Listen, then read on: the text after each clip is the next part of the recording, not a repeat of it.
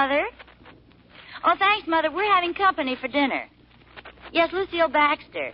I think you met her at Barbara's reception. A very attractive girl with red hair. That's right. Now I can show off my new dessert spoons. What else? America's finest silver plate is 1847 Rogers Brothers.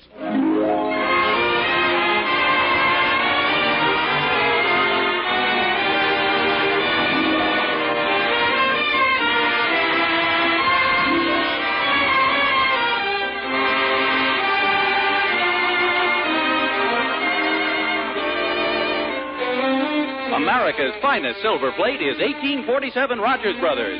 From Hollywood, International Silver Company, creators of 1847 Rogers Brothers Silver Plate, presents The Adventures of Ozzie and Harriet, starring America's favorite young couple, Ozzie Nelson and Harriet Hilliard.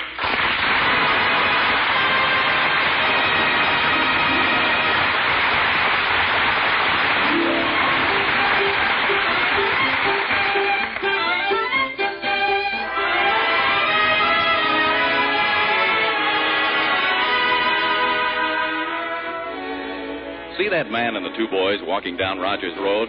That's Ozzie Nelson and his two sons, David and Ricky. David is 12 now, and yes, it doesn't seem possible, does it? Ricky is 8. Say, Ozzie seems rather concerned about something. I've never heard of such a thing in all my life. Me either. Just can't understand it.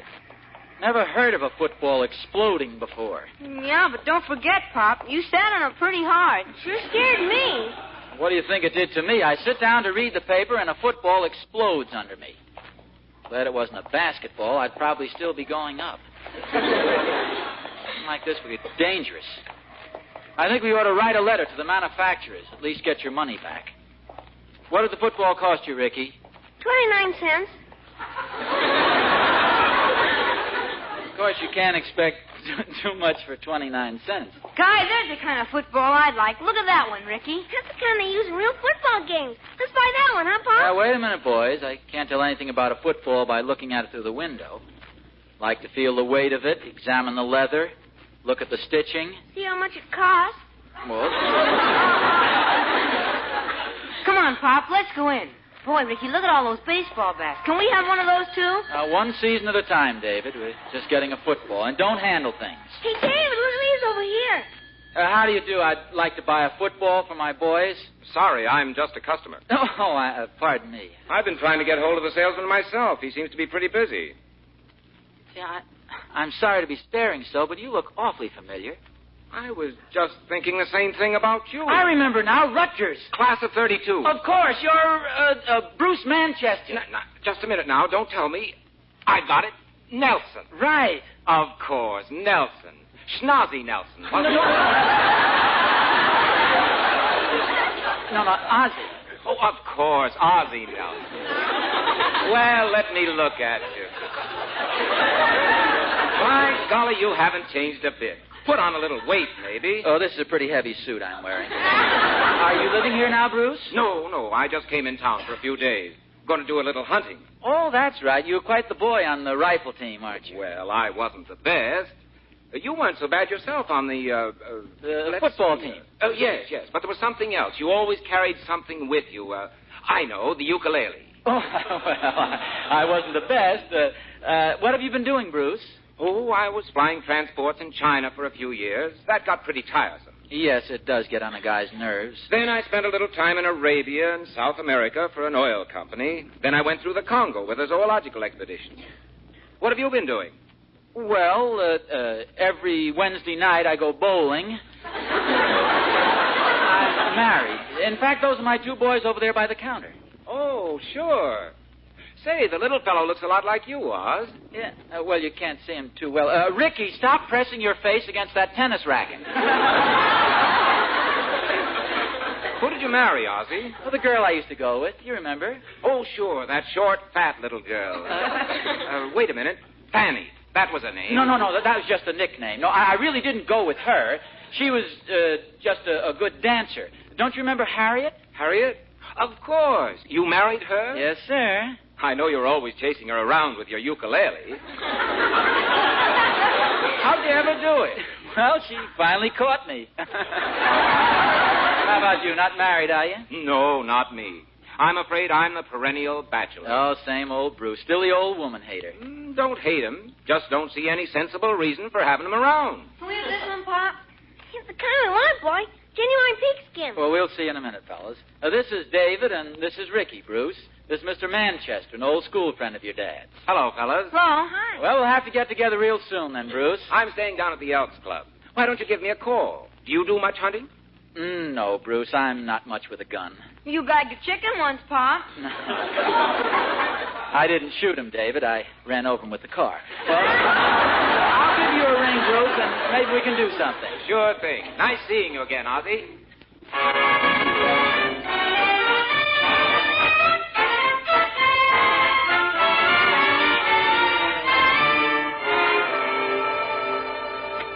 Okay, Pop, throw us a pass. Go ahead, I'll lead you. Hey, you guys, no throwing passes in the living room. When do you see the new football Pop brought us? Well, that's very nice, but if I find anybody throwing it around the living room, I'll stick a hat pin in it. It was really my fault. I'll stick the hat pin in you. Come on, Rick, let's go outside and play. Careful of the windows, boys. Harriet, you'll never guess who we bumped into at the sports shop. Bruce Manchester. Bruce Manchester. Yeah, you remember Bruce from school? We went on double dates with him all the time. We used to go up and park at Inspiration Point. I've never been to Inspiration Point.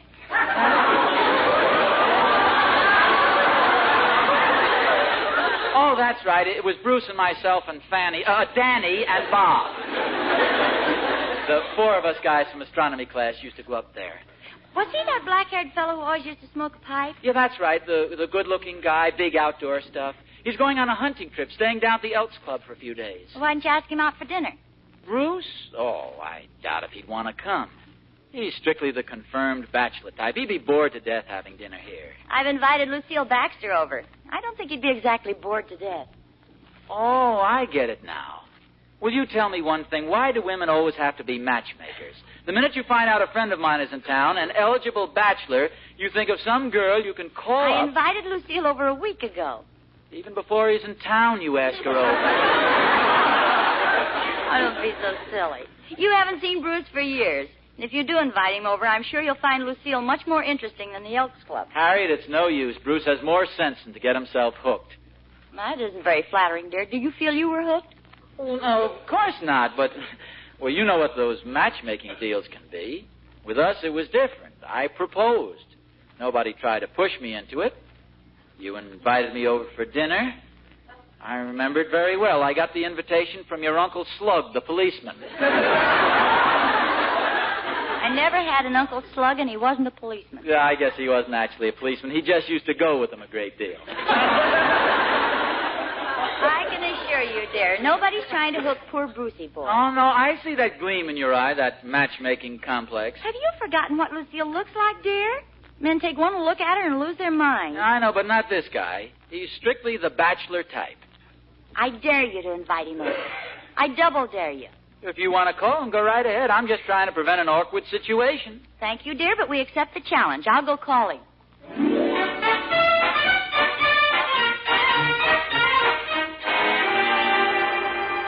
Hi, Oz. Beautiful day, huh? I think so, Thorny. It's a little too windy for me. Oh, this is the kind of day I like. That wind's from the west. I don't care where it's from. It's too cold for me. You don't understand, Oz. When the wind's from the west, it blows the leaves off my lawn onto your lawn.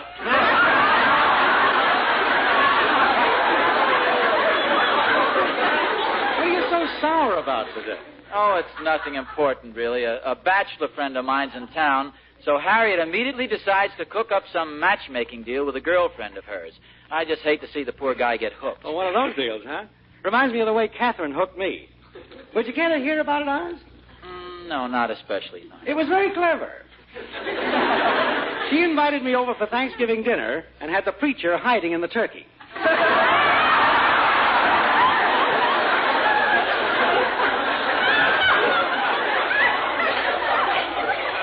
Tony, why is it that women are always trying to push people together and get them all married? Oz, there's nothing wrong with marriage. It's a great institution. I believe every man should be happily married, whether he likes it or not. Yeah, I agree, Thorny, but this is a little different. This is a fiendish, typically feminine scheme. Here is a guy, a happy bachelor, lives at the Elks Club, eats in restaurants. So Harriet's going to cook this guy a home-cooked dinner. I bet she's making those candied yams. Yeah, and a roast all spiced up. She cooks it with bay leaves and with thick brown gravy. And I'm leading this poor guy right into the trap. Oz, how could you? He could be eating at the Elks Club or the drugstore. Oh, the poor devil, missing one of those drugstore dinners. He's also having fruit salad. With that thick whipped cream on top? Yeah, and hot biscuits with butter and apricot preserves. Oz, if I had a stick, I'd beat you. I deserve it, Thorny. And that's not the worst. Listen to this. This girl, Lucille, she's absolutely beautiful, Thorny. You know, one of those redheads, you know, the sultry type. And here, this poor, happy bachelor, and he's going to have this beautiful girl thrown at him all evening, and it's all my fault. Oz, you monster. What can I do? Well, I'm still willing to help you, Oz, even if you are a heel. Tell you what. Yeah? I've lived a bad life. Oh, now, Thorny. No, I've been bad, Oz. I haven't been good. I've been bad. Thorny, what are you talking about? I deserve punishment. Spare that poor boy, Oz, and invite me.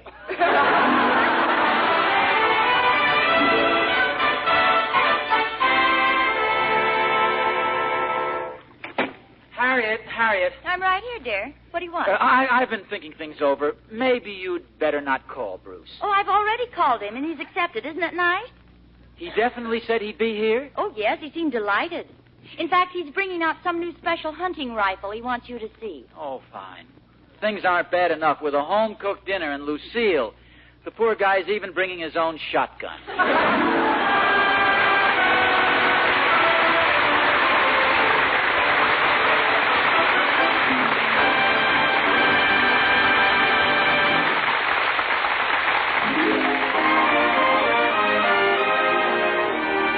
I think I'll go over and stand under the Nelsons' dining room windows tonight. I'd certainly like to get a look at that Lucille girl.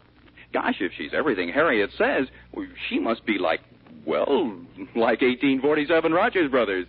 Sure, 1847 Rogers Brothers is completely irresistible. And it's no wonder. There's no other silver plate in the world that's so beautifully created. Into each piece goes incomparable skill and workmanship. You see that in every detail. In the lovely pattern ornaments, for example.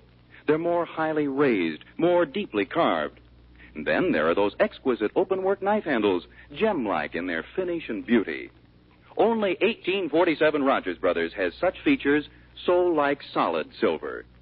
1847 has extra luster, too, a special weight and balance that set it apart.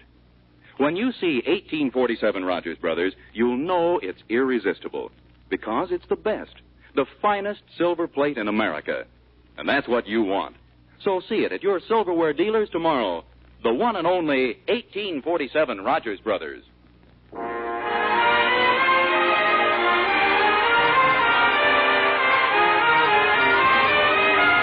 Hurry, hurry, hurry. This way, ladies and gentlemen, for the big contest of the evening. That super-duper colossal conflict that's been going on since the dawn of history.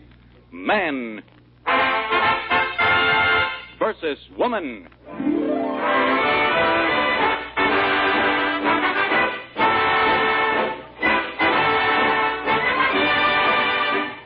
In a little city somewhere in America tonight, a titanic struggle is about to take place. I'm Bruce Manchester, Rutgers, 32. I'm the woodsy outdoor type. I like tweed jackets, a good pipe, and the smell of a wet water spaniel. I'm a bachelor, and I hope to stay that way. Oh, driver, take me to 1847 Rogers Road.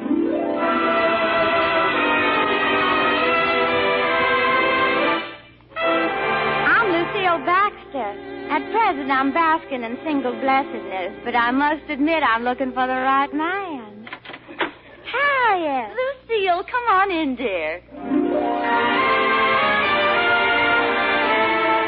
Yes, folks, there you have it.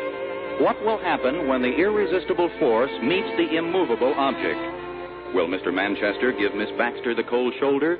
Or will lovely Lucy cook Bachelor Brucey's goosey?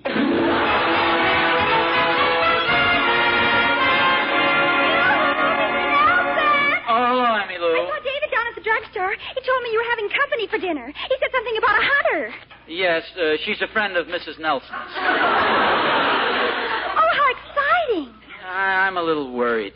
See, it's going to be a very intimate party, just the four of us. And this friend of mine, Bruce Manchester, is a bachelor. And I don't think... A bachelor? Yeah. Go on, Mr. Nelson. Well, you see, the girl... Would you do that again, please? Of course.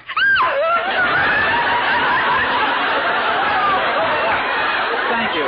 You see, the girl who's coming over is Mrs. Nelson's friend, Lucille Baxter. And Mrs. Nelson has ideas about interesting my friend in her friend. Well, of course. After all, Mrs. Nelson is a woman. You know, several people have mentioned that. But frankly, Emmy, I feel that it's my duty not to let my friend get hooked without at least a struggle. Oh, Mr. Nelson, you're so naive. What chance do you stand against a woman? You're only a man. Nothing but a man. What do you mean? It got me into the YMCA. Oh, but you men don't have our cunning, our trickery. Trickery? That's an idea. Trickery of all's fair in love and war. What are you going to do? Emmy Lou, just keep this in mind. I'm not quite as stupid as a lot of people think I am. Oh, I know, Mr. Nelson. I keep saying that. And you should hear some of the arguments I get into.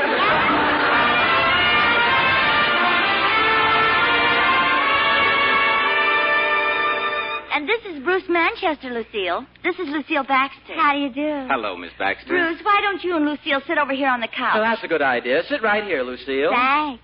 Bruce, you sit here on the other side of me. I understand you're quite a sportsman, Mr. Manchester. Oh, Well, yes, Bruce is quite a sportsman. Hunting, fishing. Of course, we married men don't get to do things like that. You know how marriage is. It ties you down. Lucille, don't you do a little hunting? Just a little. I'm not very good at it. Nobody's ever taken the trouble to teach me. Well, Miss Baxter, I say, certainly... Bruce. Yes? Shot any good animals lately? Not lately. The hunting season just opened. I imagine it's a lot of bother teaching a woman how to hunt. Although I'd love to learn. I'd be only too glad Say, to show Bruce, you. Bruce, remember Jim Marshall? Jim Marshall? Oh, sure, Oz.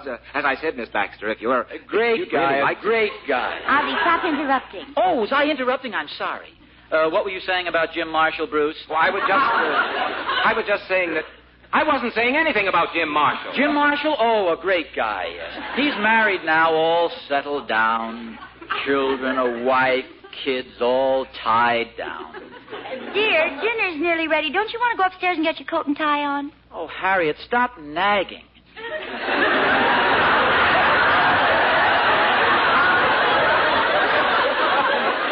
Well, you know I always dress like this at home. That's the way it goes, Bruce. When you're first married, you dress up. But after a while, you learn to relax. What with helping cook meals, wash dishes, clean house, and look after the children, you get your good clothes pretty messed up. Those hunting trips of yours, they must be pretty exciting, Bruce. Oh, fairly so, Harriet. I don't imagine you'd like a woman along on a hunting trip. Oh, no. They probably just get in the way. Oh, certainly. Oh, no. No, as a matter of fact, most of the fellows are married. They bring their wives along. The women do the cooking. Well, it's no. very nice. I know, but poor little old me would only get in the way. Speaking of the old gang, Bruce, remember Larry Scott? Poor Larry. Something happened to him? He's up there now, Bruce. Larry died? No, he and his wife are living above a garage. Places are so hard to find now. There's a big housing shortage. Couples are living in tents and trailers. You mean you actually don't mind having a wife? All over town. Not at all. In fact, it gets pretty lonesome for me. I'm the only bachelor in the crowd. Oh, poor little you. Yeah, a lot of young married couples. People living in piano crates or boxcars, a big housing shortage. Oh, dear, I smell something burning. I think it's my roast. Pardon me. Home-cooked meals, the joys of marriage. Home-burned meals is more nearly the truth. It happens all the time. Personally, I like meat well done. It gives it a nice woodsy sort of flavor. Well, we might just well go into dinner. When you smell it burning, you know it's ready. Everything all right, Harriet? Oh, I hope so. I'm afraid the meat's going to be pretty well done. I caught it just in time. Come on in, folks. You won't have to coax me, Harriet. I haven't had a good home-cooked meal in ages. Well, don't be afraid to eat, Bruce. There's plenty of everything. What's that old quotation about eating a hearty meal? The condemned man Never mind, ate... dear.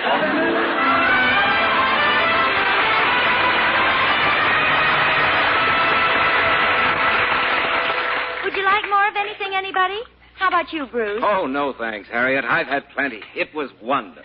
I can't understand how the meat got burned. I'm sure somebody must have turned up the heat on the oven. Oh, Harriet, you burn the meat now and then. It happens in every marriage. Didn't even notice it myself. I guess I'm getting used to it. Oh, the meat was fine, Harry. Oh, yes, it was, dear. A little black and crisp, but very tasty. You're burning it much better now. Shall we go into the living room? It might be more comfortable. Oh, fine. Allow me, Lucille. So I'd better go in and close the windows. We have very noisy neighbors, a man, his wife, a married couple, always fighting and shouting at each other. Very noisy neighbors. The Thornberrys? Well, Ozzy, we couldn't possibly have nicer neighbors. I know, Harriet, but sometimes they can be very noisy neighbors. I'll get it. That's probably Thorny now. How do you know? He always knows. Yeah, I know his buzz, dear. Pardon me.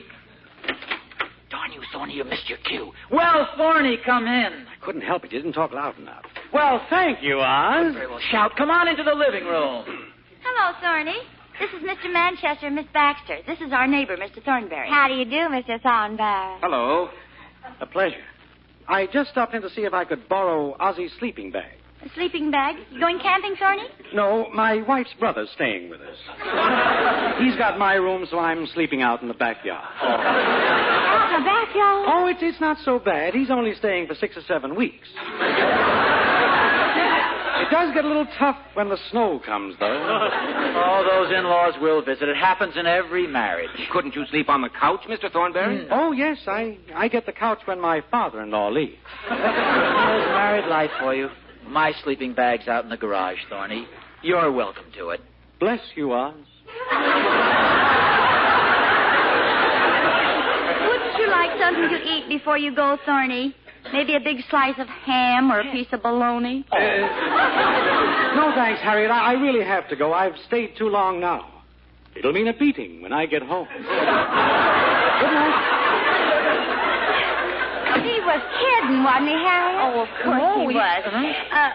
Lucille, didn't you say something about having to get home early? Well, I'm sure Bruce wouldn't mind dropping you off. Oh, no. I wouldn't mind at all. I'll get my coat. Don't be silly. I wouldn't think of it. Lucille lives way on the other side of town. The southern part. Harriet and I can drive her home. I like to drive anyway. I like to drive, too. I love to drive. Oh, Bruce, always the gentleman. I am not a gentleman. I mean, it'd be a pleasure. Don't be silly, Bruce. Harriet and I are only too happy to take her home. I'll get my coat. I wish Ozzy wouldn't, Harriet. I can easily take the bus. I don't know why I can't drive you home. Okay, all ready. Harriet, if you'll... Hey. Well, that's funny. Harriet, did you see the car keys? Well, no, dear. Don't you have them? Well, I left them right here on the table, but they're gone. Oh, that's a pity. Well, I guess you'll just have to let me take you home, Lucille. If you're sure it won't be too much trouble, Brucey. No trouble at all.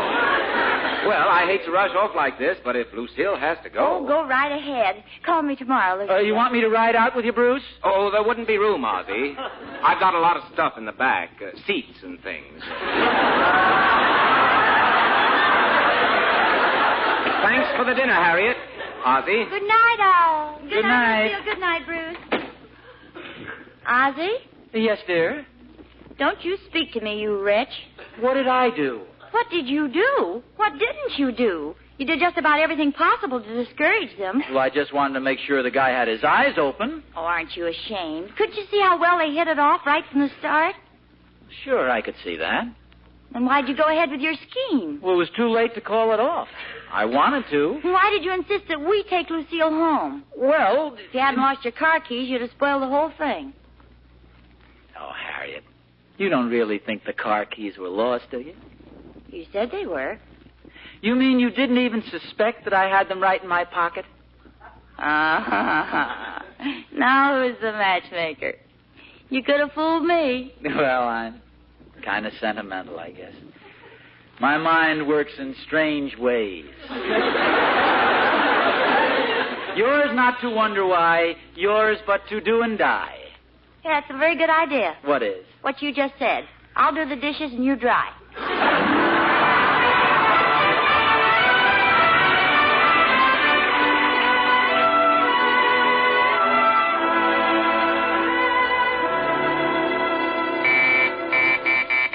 Okay, we're coming. Who in the world could be ringing the doorbell at this hour of the night? Bruce! Oh, did I wake you folks up? No, Bruce. That's okay. What's the matter? Is something wrong? On the contrary, everything's perfect. I came back for several reasons. First of all, Harriet, I want to thank you for introducing me to Lucille. There's a wonderful girl. Bruce, you ran away and got married. Well, not quite. But it's going to happen very, very soon, and I wanted you to be the first to know about it. Well, there's nothing like it, Bruce. Congratulations. I see you're both sleepy. I wanted to thank you, but, well, I wouldn't have stopped this time of the morning just for that purpose. I hope you won't be sore, Oz. Sore about what? Well, I guess I accidentally put them in my pocket. Here are your car keys. Ozzie Nelson. Well, good night. I've got to get back to the club. Good night, Bruce. Good night, Bruce.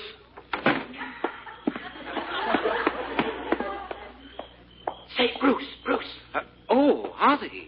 Did the door close on you? Yeah, the wind, that is, I think I'll stay down at the Elks Club, too, tonight.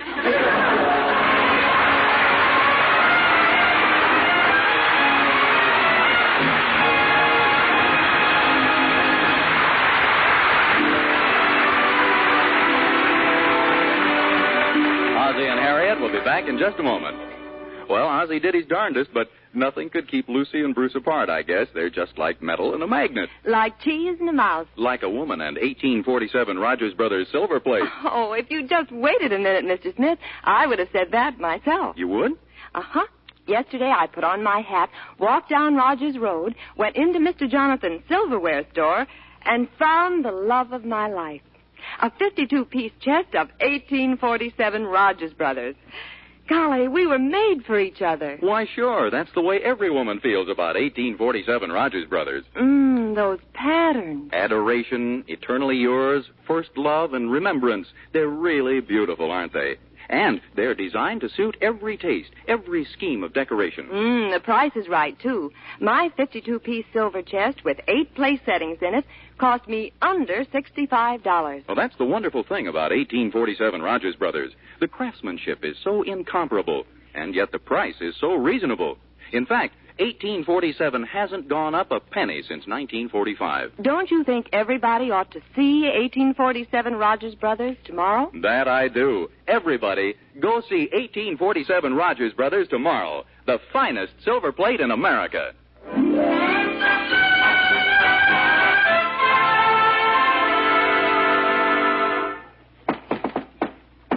Come in, Thorny. Hi, Oz. Harriet, I Oh, want it's all right, Thorny. You're forgiven. Sit down, Thorny. Have some breakfast? No, Oz. I came over about your sleeping bag. Oh, well, just put it back in the garage, Thorny. Well, I was wondering if I could borrow it for a while. My brother-in-law came to stay with us today. Tune in again next week to another adventure of Ozzie and Harriet, starring Ozzie Nelson and Harriet Hilliard. And remember, America's finest silver plate is 1847 Rogers Brothers. Yes, Harriet, America's finest silver plate is 1847 Rogers Brothers. Appearing in support of Ozzie and Harriet were John Brown, Janet Waldo, Henry Blair, Tommy Bernard, Lorene Tuttle, and Donald Woods. Original music was composed and conducted by Billy May. This program originates in the Hollywood studios of the National Broadcasting Company and is also broadcast over the Trans-Canada Network of the Canadian Broadcasting Corporation. This is Vern Smith speaking. This is NBC, the National Broadcasting Company.